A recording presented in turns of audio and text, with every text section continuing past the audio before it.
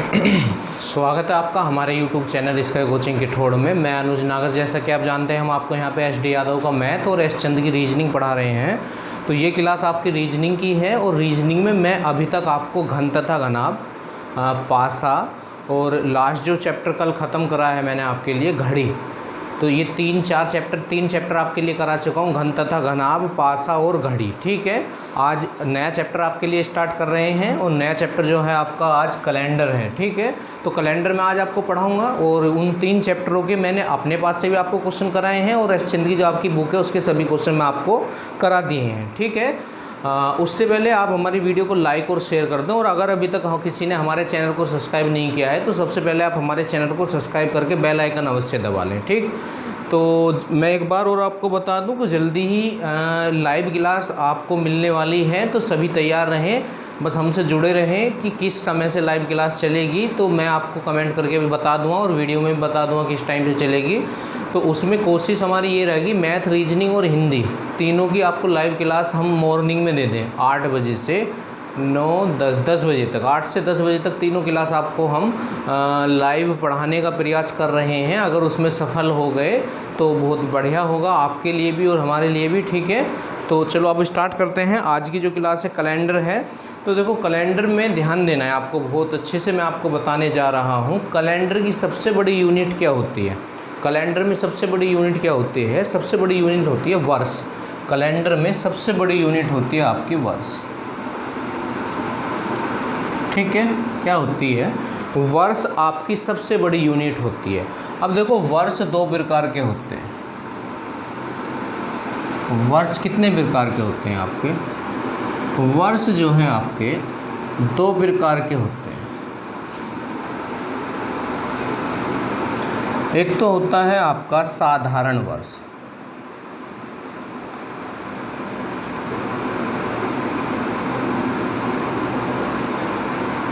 और एक होता है आपका लीप वर्ष। लीप जो है वो इंग्लिश का शब्द है, हिंदी में इसे अधिवर्ष बोलते हैं। क्या बोलते हैं? अधिवर्ष। लीप इंग्लिश का शब्द है, हिंदी में अधि बोलते हैं। तो एक तो साधारण वर्ष होता है और एक लीप वर्ष होता है। अब साधारण वर्ष कौन सा होता है और लीप वर्ष कौन सा होता है?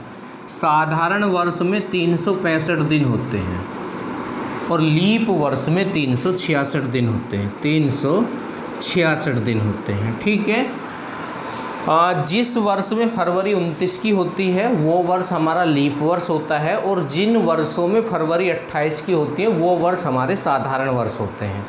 तो प्रत्येक 4 साल पे लीप वर्ष पड़ता है, हर चौथे साल फरवरी 29 की पड़ती है।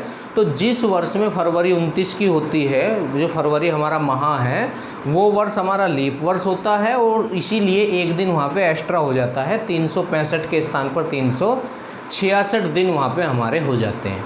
अब अच्छा, कैसे हम पहचान करें कि ये लीप वर्ष है या ये साधारण वर्ष है? तो उसकी पहचान क्या है? जो साधारण वर्ष होते हैं ये 4 से पूर्णतः विभाजित नहीं होते हैं। एक पॉइंट ये हो गया इसका। दूसरा पॉइंट, ये 4 से पूर्णतः विभाजित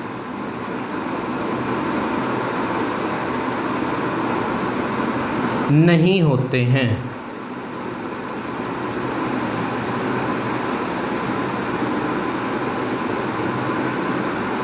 जो ईयर 4 से पूर्णतः विभाजित ना हो उसे हम क्या बोलेंगे? उसे हम साधारण वर्ष बोलेंगे। जैसे 1997।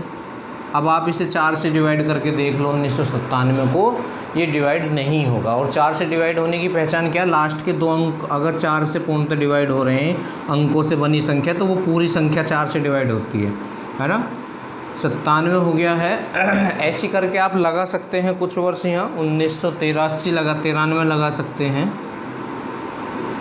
ठीक, मतलब जो वर्ष 4 से पूर्णतः विभाजित ना हो उन्हें हम साधारण वर्ष कहते हैं। चाहो तो आप डिवाइड करके देख सकते हो। 1997 को अगर आप 4 से डिवाइड करोगे तो ये होने का ही नहीं है। 4 चौक 16, बचे कितने 3, उतार लिया 9, 4 निम 36, बचे कितने 3, उतार लिया 7, 4 अट्ठे 32, तो बचे कितने 5, तो नहीं हो रहा है ना। तो ये हमारा क्या है, ये साधारण वर्ष है। ठीक, अच्छा अब इधर आ जाएं, इधर एक पॉइंट हमारा कंप्लीट हो चुका है। दूसरा पॉइंट, ये 4 से पूर्णतः विभाजित होते हैं, ये 4 से पूर्णतः विभाजित होते हैं, मतलब डिवाइड होते हैं।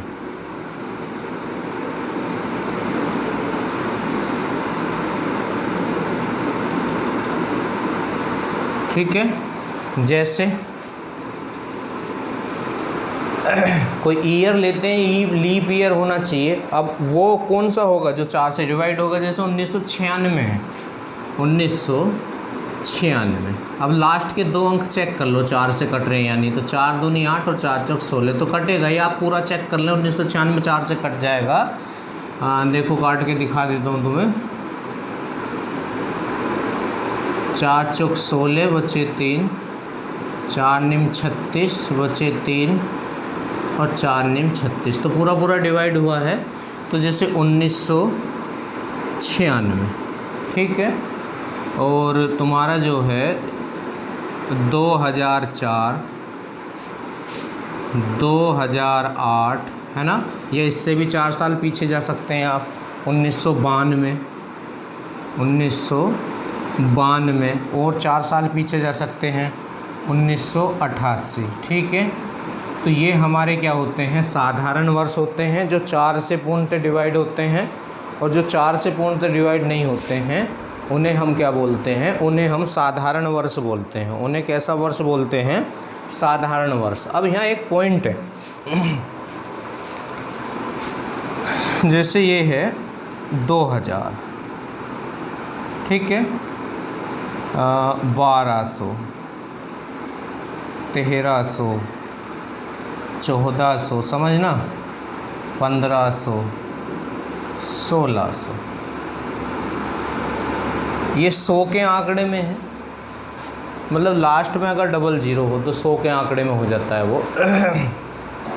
तो इन्हें बोलते हैं शताब्दी वर्ष। कैसे वर्ष बोलते हैं इन्हें, शताब्दी वर्ष। तो ये तो सभी 4 से डिवाइड हो रहे हैं, चेक कर लो चाहे आप। 4 पंजे 20, ये 500 बार हो रहा है। 4 तिया 12, 300 बार हो रहा है। 4 तिया 12 बचा 1, हो गए 10, 4 दूनी 8 बचे 2, 4 पंजे 20, ये 325 बार हो रहा है ना। और 4 तिया 12 बचे 2, हो गए 20, 4 पंजे 20, 350 बार हो रहा है। 4 तिया 12 बचे 3, हो गए 30, 4 सत्ते 28, 4 पंजे 20, 375 बार हो रहा है। और ये 4 चौक 16, 400 बार हो रहा है। तो ये तो सभी डिवाइड हो रहे हैं, है ना, पर ये शताब्दी वर्ष हैं। अब देखो कंटिन्यू कैसे 1200, 1300, मतलब कंटिन्यू तो लीप वर्ष होता नहीं है, लीप वर्ष 4 वर्ष के स्पेस पे होता है। ठीक है, तो ये मैं आपको बताना चाह रहा हूँ, बहुत इंपॉर्टेंट बात है जो आपको ये बताया जा रहा है कि जो शताब्दी वर्ष होते हैं उन्हें 4 से नहीं 400 से डिवाइड करके देखा जाता है। शताब्दी वर्षों को 4 से नहीं 400 से डिवाइड करके देखा जाता है। तो ये जो 400 से डिवाइड होगा वो इनमें से लीप वर्ष होगा। अभी 4 से तो सभी डिवाइड हो रहे हैं, सब तो ये लीप वर्ष नहीं है। तो जो 400 से पूर्णतः डिवाइड होगा इनमें से वो लीप वर्ष होगा। ठीक है, तो देखो यहाँ आ जाएं, अब दोनों जीरो कैंसिल आपके, और 4 पंजे 20, तो ये आपका लीप वर्ष है 2000। ठीक है, ऐसे ही यहाँ देखो 2 जीरो तो आपकी कैंसिल और 4 तिया 12, तो ये भी आपका लीप वर्ष है। अब यहाँ आ जाएं, दोनों जीरो तो कैंसिल होगी पर 13 से 4 नहीं कटेगा, तो ये 13 से जो है ये लीप वर्ष नहीं है। ऐसे ही यहाँ आ जाएं, दोनों जीरो आपकी कैंसिल हो जाएंगे और 4 से 14 डिवाइड नहीं होगा, तो ये भी लीप वर्ष नहीं है।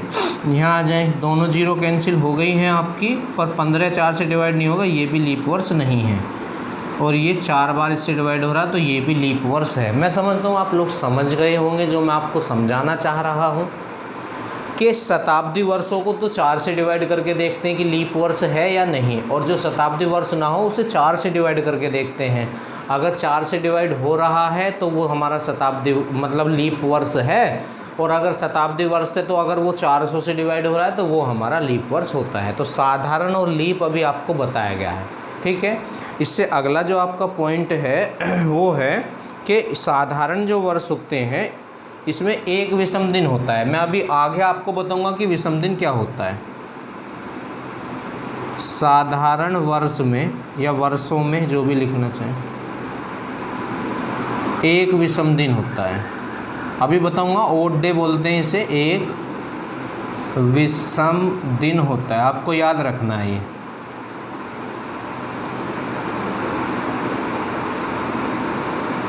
ठीक है। और लीप वर्ष में 2 विषम दिन होते हैं, यार ये लग देता हूँ इसमें क्योंकि ये तो लीप है ना, या चलो लीप वर्ष में 2 विषम दिन होते हैं, 2 विषम दिन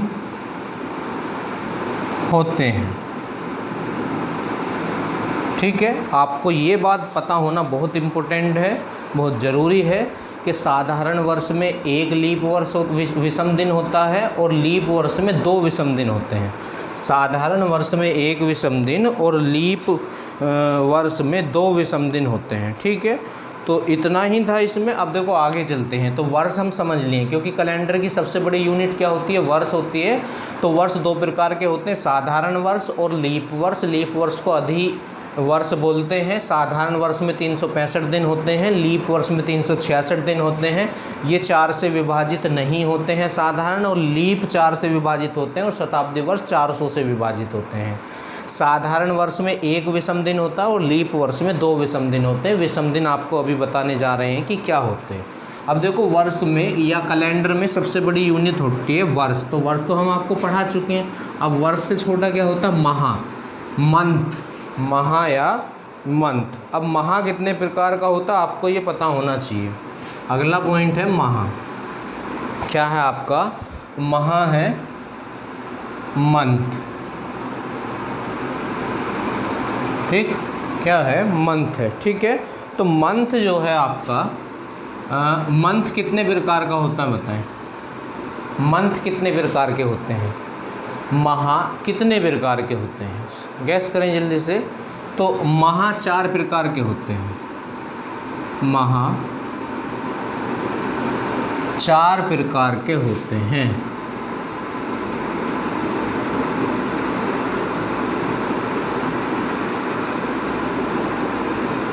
ठीक है, कैसे होते हैं देखो, 28 दिन का भी महा होता है, 29 दिन का भी महा होता है, 30 दिन का भी महा होता है, और 31 दिन का भी महा होता है।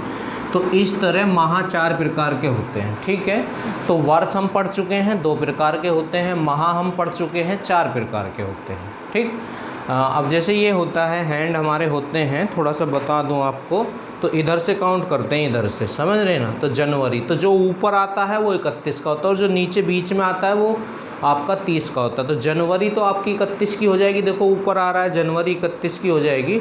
और फिर फरवरी, अगर वो साधारण है तो 28 की, और लीप है तो 29 की। मार्च 31 का, अप्रैल 30 का, है ना। ऐसे करके गिनते हैं, जो ऊपर आते हैं वो 31 के होते हैं, और जो बीच में आते हैं वो 28, 29 या 30 के होते हैं। मतलब फरवरी देख लेना, तो फरवरी या तो 28 की होगी या 29 की, और सभी 30 के होते हैं। ठीक है, ये आपको ध्यान रखना है।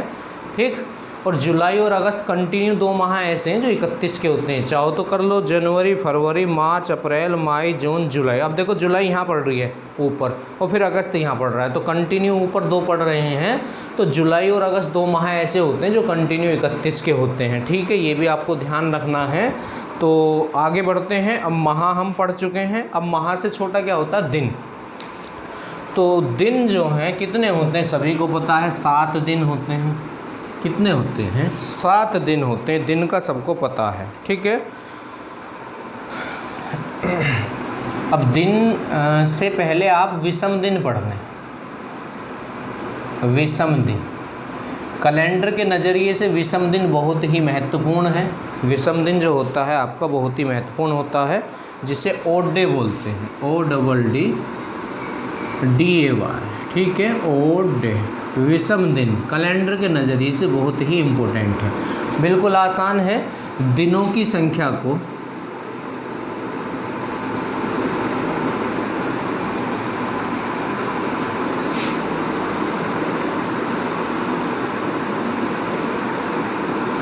सात से विभाजित करने पर, 7 से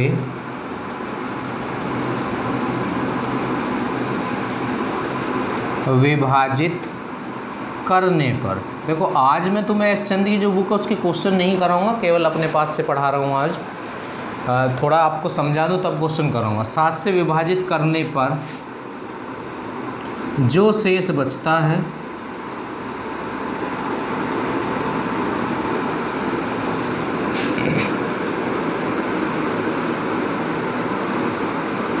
वह विषम दिन होता है, या वह विषम दिन होते हैं।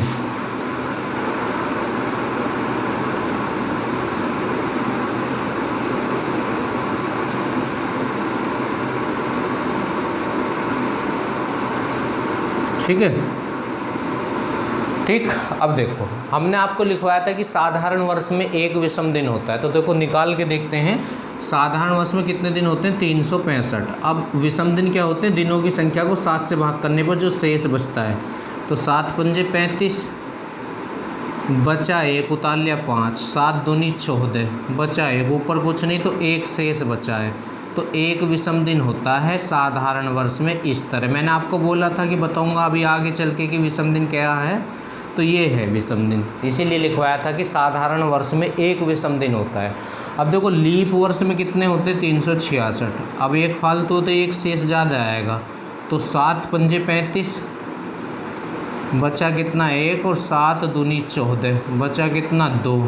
तो यहाँ देखो 2 शेष बचा है, तो 2 विषम दिन है इसके, विषम दिन। ठीक है, तो विषम दिन निकालने आप सीख चुके होंगे कि विषम दिन कैसे निकालते हैं। दिनों की संख्या को 7 से डिवाइड करने पर जो रिमाइंडर मतलब शेष बचता है हमारा, वो ही हमारे विषम दिन या ओड डे होते हैं। ठीक है, तो इससे आगे बढ़ जाते हैं। अब देखो कैलेंडर को कोड वगैरह से पढ़ाते हैं, तो मेरे पास कोड वगैरह कुछ है नहीं, क्योंकि एग्ज़ाम तक उन्हें सबको भूल जाते हैं वो कोड जो होते हैं। तो बिना कोड के मैं आपको पढ़ाऊँगा कैलेंडर, बस आप बने रहें, कंप्लीट क्लास देखें। जैसे ही आप कंप्लीट कैलेंडर करेंगे कि आपको महसूस होगा कि आपने क्या सीखा। ठीक है, बिना कोड के पढ़ाऊँगा, बस दिनों के कोड आपको याद करने, और वो तो वैसे भी याद रहेंगे आपके, बिल्कुल आसान है। माह के जो कोड हैं उनकी आवश्यकता मैं आपको नहीं पढ़ने दूँगा। 1 2 या लीजिए 1 2 3 4 5 6 और 7। देखो 0 1 2 3 4 5 6 और 7, टोटल 7 दिन होते हैं। अब देखो 0, बस 0 आपको याद रखना है। 0 रविवार का कोड होता है, रविवार, संडे। बस फिर एक एक बढ़ाते चले जाओ, समझ गए ना, बिल्कुल आसान है दिनों के कोड याद करना। 0 रविवार का होता है, रविवार से आगे सोमवार का 1 होगा, सोमवार से आगे मंगल का 2 होगा, मंगल से आगे बुध का 3 होगा, बुध से आगे बृहस्पति या गुरुवार है ना, बृहस्पति या गुरुवार का 4 होगा, और बृहस्पति से आगे शुक्रवार का 5 होगा। ठीक, और शुक्रवार से आगे शनिवार का 6 होगा, और शनिवार से आगे आपका कौन पड़ेगा फिर? एक फालतू यहाँ पे ले लिया है हमने, ये 7 हो चुके हैं। देखो 1 2 3 4 5 6 7 हो चुके हैं। ठीक है, क्योंकि 0 भी था और 0 हमने काउंट नहीं करा था। टोटल सप्ताह में दिन कितने होते हैं? 7 ही दिन होते हैं। 7 दिन से आगे कोई नाम तुमने नहीं पढ़ा होगा। तो 1 2 3 4 5 6 7 कंप्लीट हो गए हैं। तो एक बार फिर रविवार का कोड 0 होता है, सोमवार का कोड 1, मंगल का 2, बुध का 3, गुरुवार या बृहस्पति का 4, शुक्रवार का 5 और शनिवार का कोड 6 होता है। अगर इन्हें भी आप याद नहीं कर सकते हैं तो फिर क्या याद कर सकते हैं, क्योंकि बिल्कुल आसान है। देखो रविवार की छुट्टी होती है तो रविवार का कोड 0 होता है, बस रविवार का याद करना है, फिर तो एक एक बढ़ाते चले जाना है, ठीक है। तो बस इतना आपको याद करना, और कुछ मैं आपको याद नहीं कराऊंगा, कैलेंडर में कुछ भी और याद नहीं कराऊंगा। बस सीधे क्वेश्चनों पे चलते हैं। अब आपको 2 चीज़ निकालनी सिखानी है मुझे, बस अभी आपको क्या वो देख लें।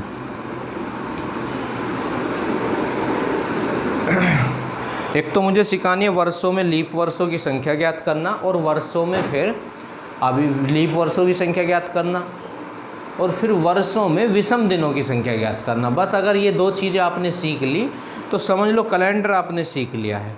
एक तो वर्षों में लीप वर्षों की संख्या ज्ञात करना और वर्षों में विषम दिनों की संख्या ज्ञात करना। पर उससे पहले आपको 4 पॉइंट याद करने होंगे। 100 वर्षों में विषम दिनों की संख्या, 100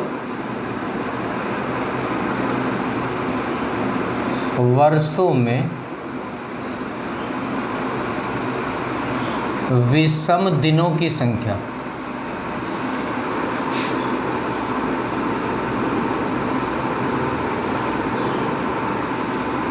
ठीक, कितनी होती है? 200 वर्षों में विषम दिनों की संख्या कितनी होती है? 300 वर्षों में विषम दिनों की संख्या कितनी होती है? 400 वर्षों में विषम दिनों की संख्या कितनी होती है? अब देखो इनको निकालना भी मैं सिखाऊंगा, पर इस वीडियो में नहीं बताऊंगा, वीडियो ज़्यादा बड़ा हो जाएगा। और नेक्स्ट जो वीडियो आएगा उसमें मैं आपको निकालना सिखाऊंगा कि 100 वर्षों में 5 विषम दिन होते हैं, और 200 वर्षों में 3, 100 वर्षों में 5, 200 में 3, और 300 वर्षों में कितना? 1 विषम दिन होता है। 300 में 1, और आपका 400 वर्षों में 0 विषम दिन होते हैं। 100 वर्षों में कितने विषम दिन होते हैं? 5। 200 वर्षों में कितने विषम दिन होते हैं? 3। 300 वर्षों में कितने विषम दिन होते हैं? 1। और 400 वर्षों में 0 विषम दिन होते हैं। ये मैं आपको निकालने भी सिखाऊंगा, ठीक है। अब वैसे फाइनली तो याद ही करने पड़ेंगे, जब क्वेश्चन करेंगे तो निकाल के थोड़ी ना देखेंगे कि 100 वर्षों में 5 होते हैं या नहीं होते, फिक्स है 5 होते हैं। पर मैं आपको सिखा दूंगा कि कैसे निकालते हैं 100, 200, 300, 400 में विषम दिनों की संख्या कैसे निकालते हैं। अभी फ़िलहाल रुके, नेक्स्ट वीडियो में बताऊंगा वो कैसे निकालते हैं। एक बात और आपको यहाँ पे ध्यान रखनी है नोट में, 400, 800, 1200, 1600, 2000, 2004, मतलब जो इसके गुणांक में आएगा में 0 विषम दिन होते हैं, 0 विषम दिन होते हैं।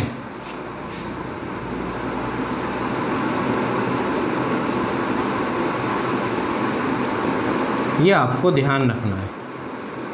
400 के गुणांक में जो भी आएगा उसमें विषम दिनों की संख्या कितनी होती है? 0 होती है। 100 में 5, 200 में 3, 300 में 1 और 400 में 0, ठीक है। ये आपको ध्यान रखना है, बिल्कुल आसान है। बस 100 का याद कर लो, फिर 2 घटाते चले जाओ। 100 वर्षों में 5 होते हैं। अब 200 के लिए फिर 2 घटा दो, 5 में से 2 गया 3, 300 लेके फिर 2 घटा दो, 3 में से 2 गया 1, और 400 का 0 याद रखना। 100 में 5 होते हैं और 400 में 0 होते हैं, 200 में 300 होते हैं, 3 होते हैं, और 300 वर्षों में 1 विषम दिन होता है, ठीक है।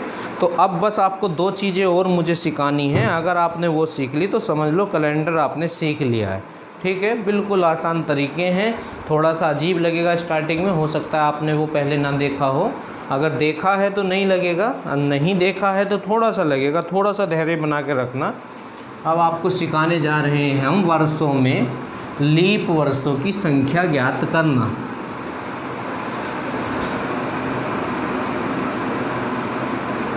ये सीख लें वर्षों में, इसी से क्वेश्चन होंगे। लीप वर्षों की संख्या ज्ञात करना। हाँ, ये हम सीखने जा रहे हैं। वर्षों में लीप वर्षों की संख्या ज्ञात करना। तो वो कैसे निकलेगा, एक क्वेश्चन हमें लेना होगा, लिख लें यहाँ पहले। वर्षों की संख्या को 4 से भाग करने पर जो भागफल आता है वह लीप वर्षों की संख्या होती है। देखो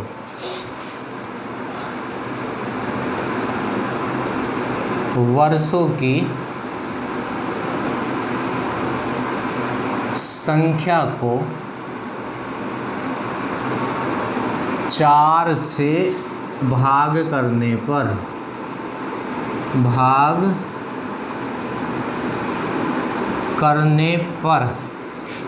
जो भागफल आता है, पूरा भागफल जो आता है, पॉइंटों में नहीं, पूरा भागफल, जो भागफल आता है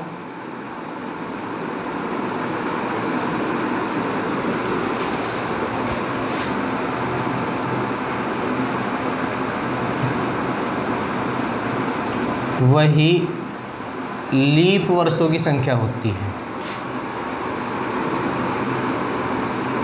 वही लीप वर्षों की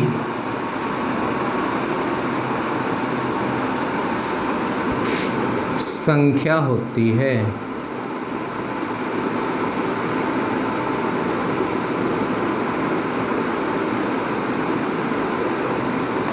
ठीक है भाई, ये ध्यान रखना आपको, वर्षों की संख्या को 4 से भाग करने पर जो भागफल आता है वही लीप वर्षों की संख्या होती है। अब एक क्वेश्चन लेते हैं, 47 वर्षों में लीप वर्षों की संख्या ज्ञात करो। क्वेश्चन है 47 वर्षों में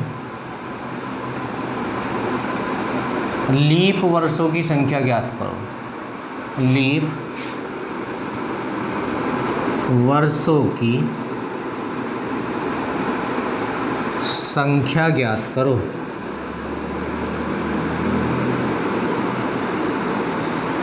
ये है, देखो अब 47 को आप 4 से डिवाइड करो, 4 एकम 4 और 4 एकम 4, बचा कितना 3। तो जब लीप वर्षों की संख्या निकाल रहे हो तो भागफल लेते हैं, और जब विषम दिन निकाल रहे हो तो शेष फल लेते हैं। और विषम दिन में 7 से भाग करते हैं और शेष जो होता है वो विषम दिन होते हैं। और लीप वर्षों में 4 से भाग करते हैं और भागफल लेते हैं। तो यहाँ लीप वर्ष कितने हैं, 11 हैं। लीप वर्ष कितने हैं, 11 हैं। टोटल वर्ष कितने थे, 47। अब 47 में से 11 तो आपके लीप हो चुके हैं, लीप वर्ष। तो बचे हुए फिर साधारण है, बचे हुए क्या हैं फिर साधारण। तो टोटल में से लीप घटा दो तो साधारण आ जाएंगे। तो 7 में से 1 गया तो 6, और 4 में से 1 गया तो 3। तो 36 वर्ष जो हैं यहाँ पे, ये कैसे हैं, साधारण वर्ष हैं, साधारण वर्ष। तो बिल्कुल आसान है वर्षों में लीप और साधारण वर्ष ज्ञात करना। वर्षों की संख्या को 4 से भाग करके जो पूर्णतः भागफल आता है वो हमारा लीप वर्ष होता है, और जो बचता है वो हमारा साधारण वर्ष होता है। ठीक है, अब एक स्टेप और बच रहा है, बस थोड़ा सा धैर्य बना कर रखें। अभी तो हमने क्या सीखा था, वर्षों में लीप वर्षों की संख्या ज्ञात करना। अब हम सीखेंगे वर्षों में विषम दिनों की संख्या ज्ञात करना। वर्षों में विषम दिनों की संख्या ज्ञात करना, वर्षों में विषम दिनों की संख्या ज्ञात करना। इस पे आ जाएं आप, बिल्कुल आसान है। एक क्वेश्चन भी मैं आज करके दिखाऊंगा आपको। अभी हमने सीखा है वर्षों में लीप वर्षों की संख्या ज्ञात करना। अब हम सीख रहे हैं वर्षों में विषम दिनों की संख्या ज्ञात करना। वर्षों में विषम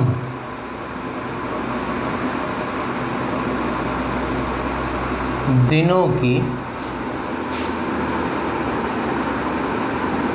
संख्या ज्ञात करना।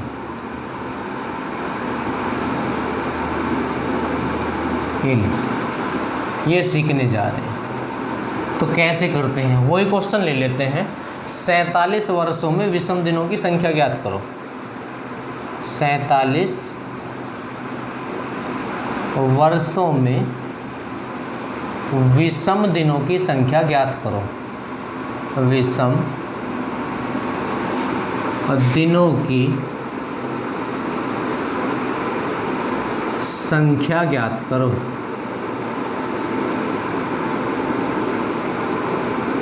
ठीक है।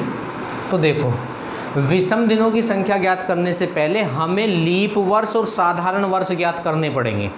विषम दिनों की संख्या ज्ञात करने से पहले वर्षों में, अगर देखो दिनों में विषम दिन निकालना हो तो दिनों की संख्या को तो 7 से भाग करके जो शेष आता है वो हमारा क्या होता है, विषम दिन होते हैं। पर यहाँ हम दिनों में विषम दिन नहीं निकाल रहे, वर्षों में विषम दिन निकाल रहे हैं। ये भी आपको ध्यान रखना है, वर्षों में विषम दिन निकाल रहे हैं। तो वर्षों में विषम दिन निकालने के लिए पहले आपको वर्षों में लीप और साधारण निकालना होगा, तो वो मैंने आपको अभी सिखाया है। वर्षों को 4 से भाग करके जो भागफल आता है वो लीप होता है। तो 4 एकम 4 और 7, 4 एकम 4, जो पूरा पूरा आता है वो भागफल लेते हैं, शेष से हमारा कोई मतलब नहीं है। तो देखो 47 में 11 तो आपके हो चुके हैं लीप, है ना, और बचे हुए 36 आपके हो चुके हैं साधारण। ये लीप वर्ष है, ये साधारण है। अब देखो, अब हम लीप वर्ष और साधारण वर्ष थोड़ी ना निकाल रहे हैं, हमें तो वर्षों में विषम दिन निकालने हैं। तो वो कैसे निकलेंगे, ध्यान से सुनना। अभी जब मैंने आज कैलेंडर स्टार्ट करा था तो मैंने आपको बताया था कि एक लीप वर्ष में 2 विषम दिन होते हैं। एक लीप वर्ष में कितने विषम दिन होते हैं, 2 विषम दिन होते हैं। लिखाया है, देख लें अगर आपने नोट किया हो तो। एक वर्ष में, एक लीप वर्ष में 2 विषम दिन, तो 11 लीप वर्ष में कितने विषम दिन हो जाएंगे, 22 विषम दिन हो गए। अब ये दिन आ गए, है ना, विषम दिन। ऐसे इधर ऐसे लिखा रहने दें। और एक साधारण वर्ष में 1 विषम दिन होता है। एक साधारण वर्ष में कितने विषम दिन होता है, 1। तो 36 में कितना हो जाएगा, 36 ही होगा। अच्छे, एक बात ध्यान रखें नोट में, विषम दिनों की अधिकतम संख्या 6 होती है, मतलब 6 से ज़्यादा नहीं हो सकते। विषम दिनों की अधिकतम संख्या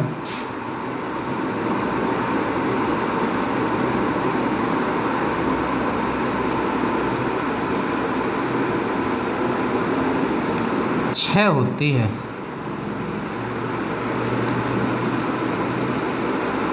ठीक है, 6 से ज़्यादा नहीं होती है। जब तक दिनों की संख्या 6 से ज़्यादा आती जाए तब तक दिनों की संख्या को 7 से भाग करके जो भागफल होता है वो हमारा विषम दिन होता है।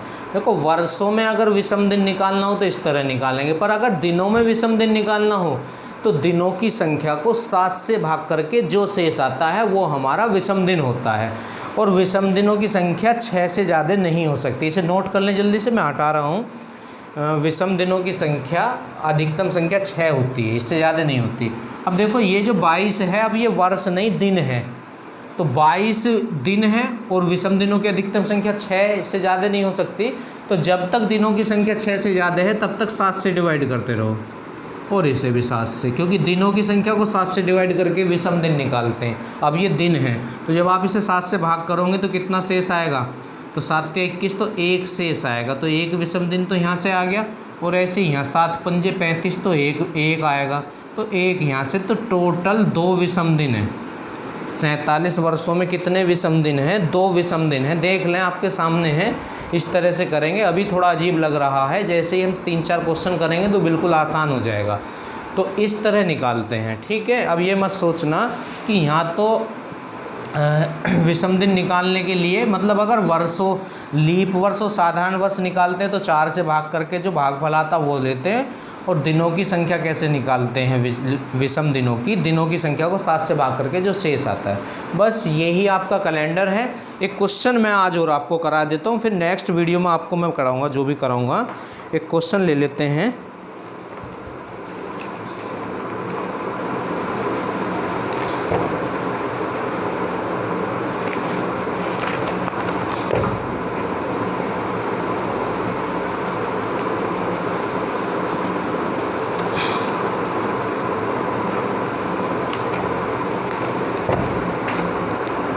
बहुत ही सिलेक्टेड क्वेश्चन है। 26 जनवरी 1950 को कौन सा दिन था, 26 जनवरी 1950 को कौन सा दिन था, ये बताना है आपको।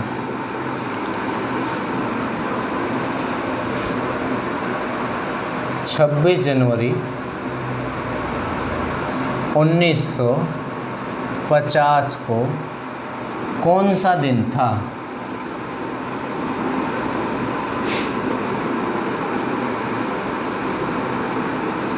देखो आप किसी भी दिन, किसी भी डेट का दिन निकाल सकते हैं। ये जो मेथड मैंने आपको बताया है, इस मेथड से आप किसी भी डेट का दिन निकाल सकते हैं। जैसे अब हमें 26 जनवरी 1950 का दिन निकालना है, तो करना क्या है, इसे पहले ऐसे लिखना होगा आपको, दिन, माह और वर्ष में लिखना होगा।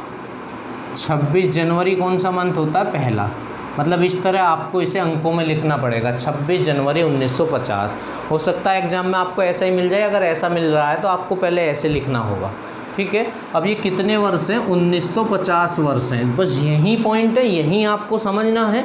अब ये जो 1950 वर्ष हैं, तो इसमें 1950वां जो वर्ष है उसका केवल अभी 26 दिन हुए हैं, क्योंकि 26 दिन और पहला ही महीना है। तो ये जो 1950 वर्ष हैं ये कंप्लीट नहीं है। 1950 जो वर्ष हैं ये कंप्लीट नहीं हैं। 1950वें वर्ष के केवल 26 दिन हुए हैं। कितने दिन हुए हैं, 26 ही दिन तो बीते अभी। 26 जनवरी 1950 को बूझ रहा है, तो 1950वां जो वर्ष है ना, उसके केवल अभी 26 दिन हुए हैं। तो कितने वर्ष कंप्लीट हैं यहाँ, 1949 वर्ष यहाँ पे कंप्लीट हैं। तो इसे इस तरह आपको तोड़ना होगा, 1949 वर्ष और प्लस 26 दिन, इस तरह ऐसे आपको तोड़ना होगा। ध्यान देख लें ध्यान से, 50वां वर्ष कंप्लीट नहीं है, 1949 वर्ष कंप्लीट और 50वें वर्ष के केवल अभी 26 दिन हुए, क्योंकि पहला ही मंथ है ये, ठीक। तो दिनों की संख्या में विषम दिन कैसे निकालते हैं, अब देखो विषम दिन निकालना होगा। जब भी दिन आपको ज्ञात करना हो तो विषम दिन आपको निकालना पड़ेगा, ठीक। तो इसे क्या करें, देखो ये 1900 में है तो इसे 1900 प्लस में तोड़ना होगा। जो 1900 में होगा कोई भी ईयर, उसे 1900 प्लस में तोड़ना होगा। तो 1949 को हम क्या लिख सकते हैं, 1900 और 49, तो वर्ष ही तो है ये। अब 1900 को क्या लिख सकते हैं आप, 1600 और 300। ऐसा क्यों लिखा, बताओ ऐसा क्यों लिखा, क्योंकि देखो 400 में कितने विषम दिन होते हैं, 0 होते हैं, 800, 1200, 1600। मैंने लिखवाया था कि जो भी 400 के गुणांक में आएगा उसमें विषम दिन 0 होंगे। तो इसे हमें ऐसे में तोड़ना जिससे एक 0 बन जाए। अब 1900 से आगे तो 2000 है, तो 1900 को 2000 प्लस तो नहीं लिख सकते ना, इसलिए 1900 को हमने ऐसे में तोड़ा कि एक 1600 हो जाए और मतलब 1600 0 हो जाए। या तो 1600 पे 0 बनेगा, या 2000 पे 0 बनेगा, या 1200 पे 0 बनेगा, या 800 पे, या 400 पे। अब जो इसके सबसे करीब हो 0 वाला, तो इसके सबसे करीब 0 वाला 2000 है, पर 2000 तो लिख नहीं सकते, तो 1600 प्लस 300 कर लिया। अब 1600 में कितने विषम दिन होते हैं, 0, और 300 में कितने विषम दिन होते हैं, 1। तो कहने का मतलब है टोटल 1900 में कितने विषम दिन हो गए, 1 विषम दिन होता है। अब आप एक काम करें, जब आपने 100 वर्षों में भी विषम दिन याद कर लिए कि कितने होते हैं, 5, 200 वर्षों में भी ज्ञात कर लिए कितने विषम दिन होते हैं, 3, 300 वर्षों में भी ज्ञात कर लिए कितना होता है, 1, और 400 वर्षों में भी ज्ञात कर लिए कितना होता है, 0। जब तुम इतने याद कर रहे हो तो एक और याद कर लो, क्या 1900 वर्षों में 1 विषम दिन होता है, तो ये क्वेश्चन फिर इतना सा हो जाएगा। ये करने की आपको आवश्यकता ही नहीं होगी, इतना करने की आपको आवश्यकता ही नहीं होगी, समझ लें इस बात को। तो 1900 का और याद कर लें बस साथ के साथ। 1900 में कितने होते हैं, 1 विषम दिन होता है। 1900 का और याद कर लें साथ के साथ, ठीक है। 1900 में देख लो कैसे निकाला, मैंने दिखा दिया आपको। 1900 को तोड़ा है, 1600 प्लस 300, 1600 और 300 1900 ही होते हैं। 1600 में 0 और 300 में 1, तो फाइनली 1 आ रहा है। तो ऐसे थोड़ा बड़ा लगेगा ये क्वेश्चन, तो अब हम डायरेक्टली 1900 पे रुक जा करेंगे, क्योंकि क्वेश्चन 1900 में ही ज़्यादा आते हैं।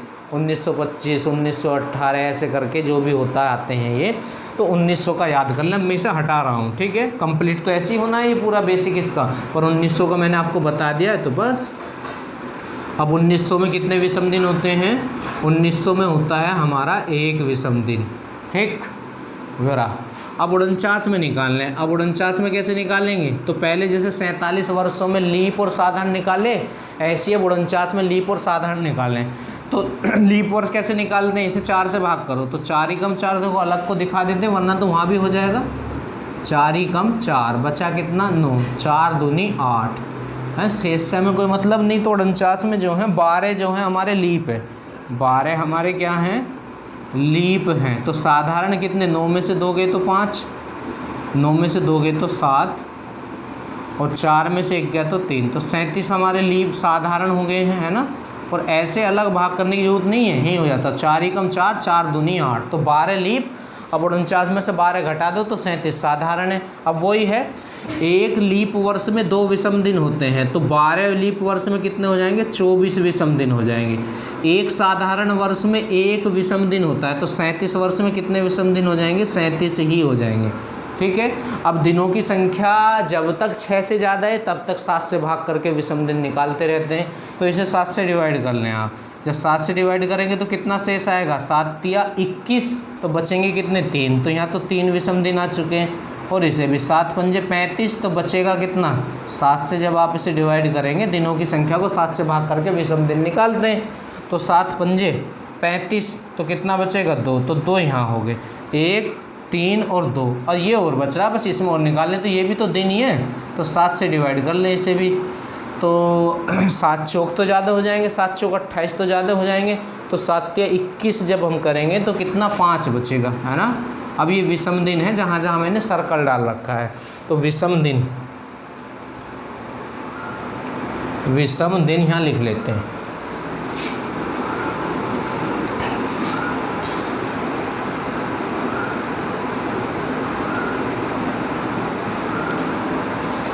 एक, 3,